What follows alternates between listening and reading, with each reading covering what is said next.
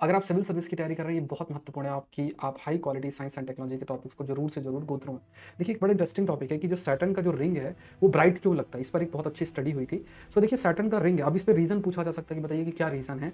तो जो water ice मौजूद है इसके अंदर, मतलब हाईली रिफ्लेक्टिव वाटर आइस इसके यहाँ पे रिंग्स में मौजूद है। And because of this highly reflective water ice की वजह से जब सूरज की रोशनी इस पे पड़ती है, तेज सूरज की रोशनी पड़ती है, तो बहुत अधिक रिफ्लेक्ट होता है। ये आइस का नेचर ही भी है। अगर जैसे मान लीजिए पृथ्वी में भी जहाँ भी आइस है, तो अगर कोई रोशनी पड़ती है, तो क्या हो ज़्यादा से ज़्यादा रिफ्लेक्ट होती है। तो एक तो ये है कि मतलब जो ये आइस क्रिस्टल्स है ना, ये एक मिरर का काम करते हैं, ये देखने को मिलता है। दूसरा चीज़ इसमें कहा गया कि देखो, जो भी ये रिंग्स होती है ना, ये रिंग्स अलग-अलग जगह पे अलग-अलग जो ब्राइटनेस है वो क्यों दिखता है, जैसे अगर हम ऑब्जर्व करते हैं, तो उसके पीछे जो कारण बताया गया, वो कारण मेनली ये बताया गया कि जो अमाउंट ऑफ आइस है, मतलब मान लीजिए यहाँ है, यहाँ है, यहाँ है, यहाँ है, ये वैरी कर सकता है। ये एक बड़ा कारण बताया गया है। दूसरा, इसमें रिबन वेव देखने की बात की, मतलब जो सैटर्न है वहाँ पे इस तरीके की वेव्स टाइप भी मौजूद है।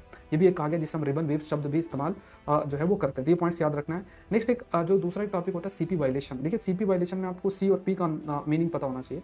यहाँ पे देखिए, सी का मतलब है चार्ज कंजुगेशन, मतलब अगर कोई पार्टिकल है तो उसका पैरेलली एंटी पार्टिकल होता है। तो कहा गया कि अगर यूनिवर्स बन रहा है, क्योंकि यूनिवर्स बना कैसे, एक सिंगल पॉइंट से बना, वहां से फिर बड़ा एक्सप्लोजन हुआ, एक्सप्लोजन होने के बाद फिर यूनिवर्स कंटिन्यूस बेसिस में एक्सपैंड करता जा रहा है। तो यहाँ पे क्या है कि जब हम ऐसी बात करते हैं तो एक कंटिन्यूसली मैटर क्रिएट हो रहा है और कंटिन्यूसली उसके पैरेलल एंटी मैटर क्रिएट हो रहा है। तो अगर मैटर एंटी मैटर पैरेलली ही क्रिएट हो रहे हैं तो एक दूसरे को डिस्ट्रॉय कर देंगे। तो सीपी कहता है कि अगर मैटर क्रिएट हो रहा है तो एंटी मैटर क्रिएट होगा, पार्टिकल क्रिएट हो रहा है तो उसका एंटी पार्टिकल क्रिएट होगा। जैसे मान लो इलेक्ट्रॉन क्रिएट हो रहा है तो पॉजिट्रॉन क्रिएट होगा, और दोनों एक दूसरे को डिस्ट्रॉय कर सकते हैं। तो अगर इस थॉट को माना जाए, जिसे हम सीपी की बात करें, अगर इस सिमेट्री को माना जाए, तो फिर कभी भी यूनिवर्स बनता ही नहीं। तो इसका जो वायलेशन है, मतलब ये जो प्रिंसिपल है, ये फॉलो नहीं होता है, and there is an asymmetry. तो इसे हम कहते हैं सीपी वायलेशन। तो हमेशा याद रखना, CP violation is basically linked with so called जो यूनिवर्स है, यूनिवर्स में कैसा उसका क्रिएशन हो रहा है, यूनिवर्स में जो मैटर का फॉर्मेशन किस तरीके से हो रहा है, ये ध्यान रखना। नेक्स्ट एक देखते हैं, हबल टेंशन एक टॉपिक बनता है। हबल टेंशन क्या है? हबल टेंशन बेसिकली कि जैसे जैसे यूनिवर्स एक्सपैंड कर रहा है, तो अलग अलग मैथड्स हैं, अलग अलग मैथड्स में अलग अलग कैलकुलेशन कि भाई किस स्पीड से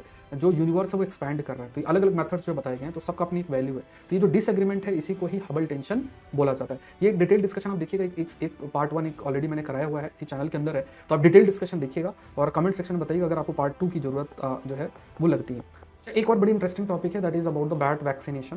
क्या बैट को वैक्सीनेशन किया जाए? तो इसके लिए बड़ी एक स्पेसिफिक मेथड जो है वो आपका डेवलप किया गया है। एक मेथड बताया गया है कि जो मच्छर है ना, जो मॉस्किटोज हैं, वो मॉस्किटो अगर बैट को बाइट करते हैं, क्योंकि जो वैक्सीन का कंटेंट है मॉस्किटो में इंसर्ट किया गया, तो अगर मॉस्किटो बैट को बाइट करे या मॉस्किटो को बैट खा जाए, तो उस केस में जो वैक्सीन का कंपोनेंट है बैट को ट्रांसफर होगा।